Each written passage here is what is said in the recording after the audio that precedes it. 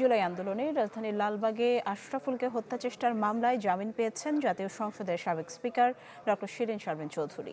ঢাকার অতিরিক্ত chief metropolitan magistrate Zakir Hossain 50,000 টাকা মুচলেকায় তার জামিন মঞ্জুর করেন।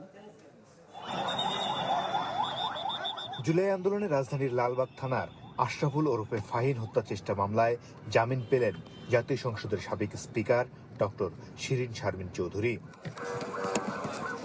শুনানিতে সাবেক স্পিকারের পক্ষে আইনজীবী আদালতকে জানান, শিরীন শারমিন অসুস্থ, মৃত্যু পথযাত্রী। আসামির হার্টের সমস্যা ও বয়স বিবেচনায় তার জামিন আবেদন করেন আইনজীবীরা।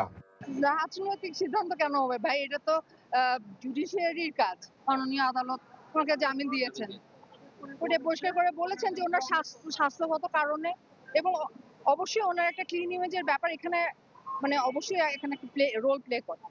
এই জামিন আবেদনের বিরোধিতা করে রাষ্ট্রপক্ষের আইনজীবী ওমর ফারুকি বলেন, শিয়া বাটার ও ভিটামিন ই সমৃদ্ধ লিলি বিউটি সোপ, তারুণ্যময় উজ্জ্বল ত্বকের জন্য। ফ্যাসিস্ট শেখ হাসিনার একজন সহযোগী ছিলেন ডক্টর শিরীন শারমিন। তদন্তাধীন বিষয়ে আসামির জামিন দিলে তদন্তে ব্যাঘাত ঘটবে। তার জামিনের আমরা বিরোধিতা করেছি, তাকে যেন জামিন না দেওয়া হয়। বিজ্ঞ আদালত উভয়ের বক্তব্য শুনে আসামির চিকিৎসাপত্র এবং তার অসুখের বিভিন্ন বিষয়, অসুস্থতার বিষয় ধরন বিবেচনা করে তাকে পুলিশ রিপোর্ট পর্যন্ত অন্তর্বর্তীকালীন জামিন মঞ্জুর করে।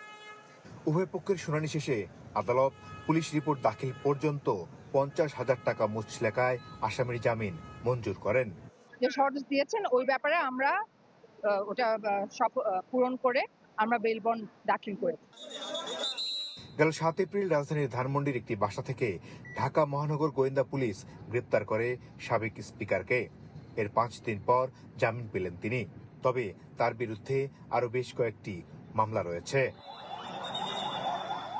মাসুদুর রহমান, চ্যানেল 24, ঢাকা।